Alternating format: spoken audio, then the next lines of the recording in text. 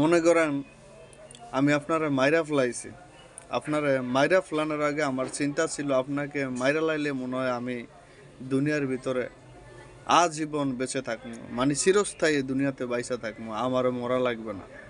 বিষয়টা তো এরকমই যে বা যারা কাউকে না কাউকে খুন করার উদ্দেশ্যে যায় তখন তার মাথার ভিতরে হয়তো এই ধরনের চিন্তাই ঘুরে। আমি হয়তো আপনারে মারলে, আমি হয়তো আমার শত্রুরে মারলে আমার হয়তো আর মরা লাগবে না, আল্লাহ পাকের কাছে জবাব দেওয়া লাগবে না। এই ধরনের চিন্তা তার মাথার ভিতরে ক্রাশ করে বলি এত বড় অন্যায় অবিচার তারা করতে এই জায়গাটা কাঁপে না। আমার কাছে মনে হয়েছে এরকম কিছু, তাই আপনাদেরকে শেয়ার করলাম। আপনাদের কি মনে হয় কমেন্ট বক্সে জানাবেন।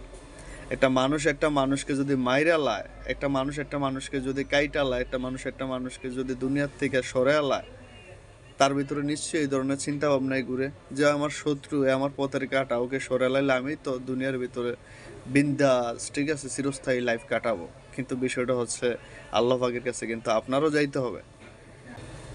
আপনি যে অন্যায়টা করতেছেন এই অন্যায়ের জবাব দিয়ে কিন্তু আল্লাহ পাকের কাঠ করে আপনাকে দিতেই হবে। সো আমরা ভালো হইতে শিখি, আমরা মানুষ হইতে শিখি।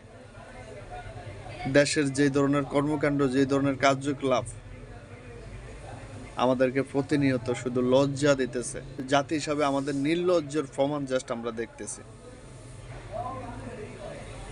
কোনদিন জানি আল্লাহ পাক নারাজ হয়ে আমাদের দেশকে ধ্বংস করে দেয় ওই চিন্তাই করে, প্রায়ই এই চিন্তা করি আমি লাস্ট কয়েকদিন ধরে।